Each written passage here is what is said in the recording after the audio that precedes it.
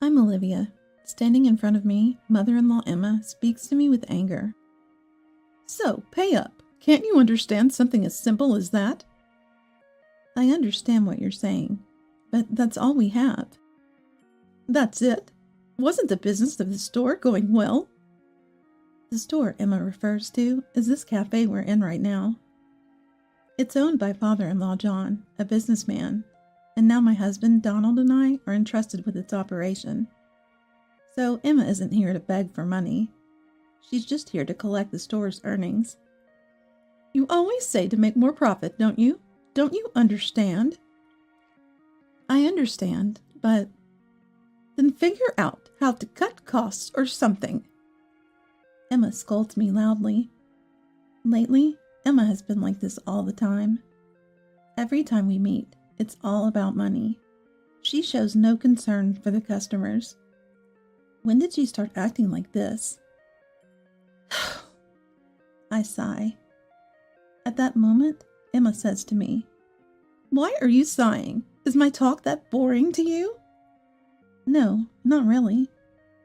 "I've known you since you were little, but you really are a hopeless child no matter your age." "I'm sorry." "Maybe I should just return you." Emma snorts with disdain. Such an unpleasant person. I wonder where she changed, as I remember the first time I met Emma. I first met Emma when I was in kindergarten. It was when I was playing with Donald, who is now my husband, and a childhood friend from that time. "Hello, thank you for always playing with Donald." That's how kindly she greeted me, and I remember it as our first meeting. After that, I started visiting Donald's house, and we went to the cafe run by Donald's grandfather. His grandfather was kind, and whenever I visited the cafe, he would serve homemade treats. Pancakes, cookies, and other items from the cafe were especially delicious. I got hooked on these treats and started playing with Donald almost every day. I frequented his grandfather's cafe so much that eventually my parents went to greet him. Donald's grandfather was smiling, but my parents were apologetic. I'm not sure what happened next, as I was a child, but it's certain that we became close. I realized this when I ate a sandwich served at the cafe. The bread of the sandwich was from the bakery run by my parents. "This is Dad's bread." When I murmured this, Donald's grandfather smiled. In short, the relationship between me and Donald led to a business transaction between the stores. This was quite a surprise. As time went on, I became a middle school student and officially started dating Donald. And so we grew up, and here we are today. Donald and I have been together since childhood, so we have countless happy memories. Not just at the cafe, but innumerable other memories too. However, that doesn't mean there aren't sad memories. The story is from when we were in middle school. Donald's grandfather, who was sick, passed away. Donald sobbing at his grandfather's funeral, and me comforting him. That's how we started dating. Anyway, without Donald's grandfather, our relationship would have been different. We wouldn't have played together, and I doubt we would have dated. In any case, I owe a lot to Donald's grandfather. In fact, he was quite a successful businessman. He was always at the cafe, but he also ran other food and beverage establishments. I only found out about this much later. Besides the cafe, Donald's grandfather had managed a family restaurant and a bar. And it was Donald's dad, my father-in-law John, who took over the management. So it's not like John made the effort, nor was it because of Emma's support. It was all thanks to Donald's excellent grandfather. That's not to say John didn't make any effort. He did work on cost reduction and improving flavors, and tried to make necessary improvements. Still, compared to national change, there's room for improvement. But perhaps because our town is in a rural area with almost no rival eateries, John manages well enough. I could see that after graduating high school and working for a major corporation. Donald, who learned business know-how from his grandfather, thinks the same. Yet Emma doesn't understand this at all. John doesn't seem to grasp it either, acting superior in front of us. Resting on the status granted by Donald's grandfather, they act arrogantly. If they become complacent, they'll eventually fail. That's why we're cautious with our management, not overly cutting expenses. Yet for Emma to scold us when the profits aren't soaring, that's ridiculous. Thinking about this, I sighed inwardly and glanced at Emma. What now? Still unsatisfied? Emma glared at me. No, nothing. Well, whatever. Just make sure you bring in more profit next month. Yes. And make sure to tell Donald, too. Emma left these words and went out. After a while, Donald, who had been out shopping, returned. I'm back, Olivia. Something happened? No, nothing. Just Emma was here. Mom? Yeah, got scolded again about making profits. Again? She should worry about her own sister's store instead. Donald sighed. By the way, Donald has a sister named Ava. Ava, John's daughter, manages the family restaurant, which seems to be quite profitable. But everything about our cafe is different. The family restaurant is in a prime location and has many student and office worker customers. On the other hand, our cafe is tucked away in a corner of a shopping district. Our clientele is mostly older folks and housewives who visit the district. The per-customer spend is low, and the turnover rate isn't great. While we have many regulars, it's true that it's hard to increase sales significantly. The bar John directly runs is also well located. It's in a bustling area with hardly any competitors. Well, even if we're not doing as well as my sister or dad's places, we still need to make some profit. Donald murmurs with a sigh. Yeah, should we try a campaign or something? That's an idea. Let's try something. Donald agrees, but it's clear he doesn't have a good idea. I thought about it too, but couldn't come up with anything great. Time flies while we're figuring this out. Before we know it, the month changes, and Emma comes to visit us again. How did this month go? Emma looks at me with a piercing gaze. It was okay this month too. How much? Just this much. I showed Emma the accounts recorded on the computer. At that moment, Emma's eyes widened. Huh? It's almost the same as last month. Well, what have you been doing? What? Emma yells at me. That's when it happened. Donald steps between Emma and me. Stop it, Mom. It's not Olivia's fault. Why are you defending such a useless person? Of course I am. Olivia's not our employee, but also my precious wife. Donald's words made me happy, but Emma seemed concerned about something else. Frowning, she pointed at me and said, Wait, your wife is an employee? Yes, she's helping out at the store, so of course she's an employee. Then what? Her salary is included in the personnel costs? Of course. I see. Now I understand why the profits are low. Emma smirks. Pointing at the account, she orders, Donald, cut down on personnel costs. Huh? No need to pay your wife. Helping your husband is a wife's duty. I thought that was an illegal business practice, but Donald retorted unhappily. That's ridiculous. It's absurd to work without pay. Can't make a profit but takes a salary. It's your wife who's eating up our earnings. I think that's an exaggeration. Besides, if I didn't help out, they'd have to hire someone else. That would mean paying someone else the same or more than what I'm getting. In other words, we can't reduce personnel costs any further. But Emma was seriously unfolding her logic. A wife is just a free employee. Paying her a salary is laughable. That's where you're wrong, Mom. This wife was supposed to be non-earning, and now she's eating up our earnings. Look. Quiet, Donald. This wife should be returned. That's it. I'll make her parents take responsibility. With that, Emma grabbed my hand. Hey, Emma. Quiet. I'm taking you back to your parents right now. Emma pulled me out of the store. Outside, John was in his car. What's going on, Emma? Emma addressed John, saying, This woman has been skimming our earnings. What?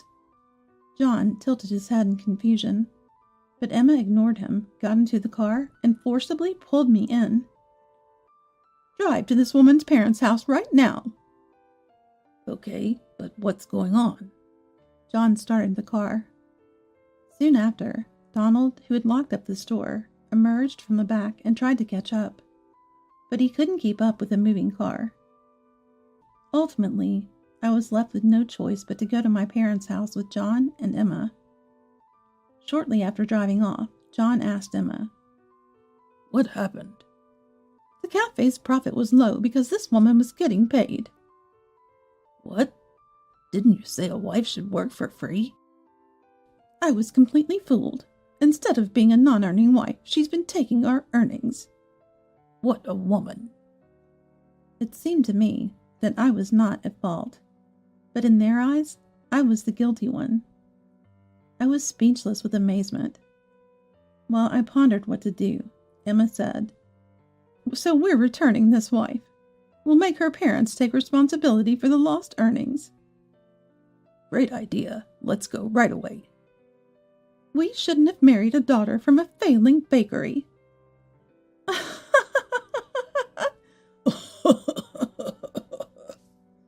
Emma and John burst into laughter. If I tell my parents I'm being returned, at least my dad will be angry. He might not show it, but I'm sure Mom will be angry too. Is there a peaceful solution to this? While I was thinking, we arrived at my parents' house. Today was the bakery's day off. Knowing this, my in-laws had come directly to my parents' house. Emma rang the doorbell, and my parents appeared. What brings you here today? Dad asked the in-laws. Emma, pushing me forward, said, We've come to return this non-earning wife. Wife, return? Dad's expression clouded over. But Emma, either oblivious or uncaring, continued to say what she wanted. See, a wife's job is to support her husband, so it's understandable if she doesn't earn anything. Dad, looking displeased, listened to Emma's rant. This is dangerous. Dad is already at his boiling point. Still, Emma continued, unthinking and unbridled. But if she's taking our earnings, that's a different story. Such a wife should be returned. Returned. So you're saying you want to return a non-earning wife? A wife who not only doesn't earn, but also takes our earnings should be returned. That's only right. I see. And what do you want us to do? Take full responsibility as her parents. Furious, Dad looked up and said, Understood. We'll take responsibility and prioritize our dealings with your establishment. Dealings? John looked puzzled. After a moment of thought, he said, Sorry, but we don't deal with a poor bakery. Oh, aren't you aware? Dad smirked. John, still confused, said, Bread from a poor bakery. We can't serve that in our stores. It's embarrassing. But it's served at the cafe, isn't it? Well, that's not making a profit anyway. We plan to cut it from our food and beverage group. John dismissed Dad. Emma then turned to Dad. Thought such a small deal would be your leverage? Like parent, like child, I guess. She burst out laughing. Dad then whispered something to Mom, who was standing behind him. Mom nodded cheerfully and retreated to the back room. She returned after a while. We've canceled our transaction, so I've unfollowed your stores on social media. What? Emma tilted her head in confusion. John also looked perplexed and asked Mom, What do you mean by unfollow? Are you not aware? It's the favorite stores on social media, that thing. I get that, but what does that have to do with anything? John asked Mom, clearly annoyed. But Mom just smiled. An angry John pointed at Dad. What's the big deal with the following on social media? You think you're getting back at us with that? No, following is just following. It's different from business dealings. I get it. You're trying to threaten us. John smirked sarcastically. I didn't understand.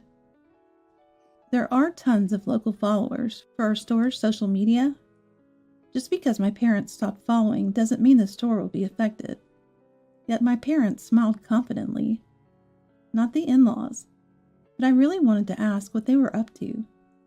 Soon, an impatient Emma addressed Dad. Stop your sour grapes. Why not just accept the return? Indeed, it's not like we can go back anyway. Still talking about that? Why not just give up? When Emma said this, Dad's mobile phone rang. Excuse me, he said softly and answered the phone. Yes, it's me. Yes, we've given up on that bar and family restaurant. Dad spoke dismissively. At Dad's words, the in-laws were stunned. More calls followed after he hung up. We've canceled the transaction. We're no longer protecting the family restaurant and bar. Dad said something similar on each call. This continued for several calls. Then the calls finally ended. A hesitant John asked Dad. What? What were you talking about? Well, you see, I used to be a cooking school instructor. One of my former students. Dad began explaining about the person on the phone. Before opening the bakery, Dad was an instructor at a cooking school. He started making bread for his cooking, which led to his passion for bread making. When he opened the bakery, many of his students came to buy his bread. Eventually, some of them noticed the lack of eateries in town and approached Dad about opening their own. The problem was the transaction. Actually, Dad had made a deal with Donald's grandfather. It was to protect the eateries for Donald's sake. Donald's grandfather wanted to fulfill Donald's dream of following in his footsteps. Of course, Donald's grandfather meant it in the sense of wanting Dad to look out for Donald. But since I was being looked after, Dad tried to keep out rival eateries as much as possible. He explained this to his students and never allowed them to open locally. This situation spread, and particularly family restaurants and bars didn't increase much. Of course, some people didn't care, and many didn't know about it. But at least Dad's students prioritized his deal, and many of them are now of considerable age. Meaning, among those who admire Dad are managers in the food and beverage industry. With many such people, and all of them contacting him at once, could it be my stores will have competitors? It's possible. This is bad. Our earnings will vanish. John hurried out of my parents' house. Wait, you! Emma quickly followed him. I watched them leave, stunned. Olivia, are you really getting a divorce? Mom asked me, looking perplexed. Of course not. That's right, you and Donald have always been close. Obviously, I responded, and Donald finally arrived. Sorry I'm late. It's okay, I knew you'd come. Dad and Mom? They were panicking about losing their earnings. Donald looked puzzled as I explained. Afterward, with Dad canceling the transaction, suddenly more eateries started opening locally. Several branches of major family restaurants were confirmed. Additionally, chain bars opened, and the downtown area became more lively. Even individual-owned eateries increased, which was quite surprising. Of course, not everything was due to Dad. But some of the new openings were indeed related to the cessation of Dad's dealings. Thinking about it, I felt a newfound respect for Dad. So, what happened next? As you might expect, the family restaurant Ava was managing quickly found itself in financial trouble. Despite efforts to turn things around, it seems that John and Ava lacked the necessary management skills. Soon the restaurant closed down. The same fate befell the bar. Unable to compete in pricing and service, it went bankrupt rather quickly. In the end, John had to let go of all the businesses inherited from Donald's grandfather. Now the in-laws and Ava are working together in a newly opened family restaurant. In a way, it's good that they're still able to work in the family restaurant business. Meanwhile, our cafe remained as it was. We spoke with the company that bought out John's businesses and decided to buy the cafe business for ourselves. It helped that the director of the company, who was expanding into the food and beverage sector, was one of Dad's former students. Negotiations went smoothly, and we were able to easily make it our own shop. Indeed, more rival stores have opened. However, this also means the town has become livelier. In other words, we've seen an increase in customers coming to our cafe. Additionally, some eateries appreciate our cafe. They use the bread we couldn't get for our place. They speak highly of Dad's bakery and our cafe. This person is probably another of Dad's students. Thinking about it, I even start to wonder if the deal Dad supposedly ended is actually still ongoing. While feeling grateful to Dad, I continue working in our beloved cafe, filled with memories and cherished people.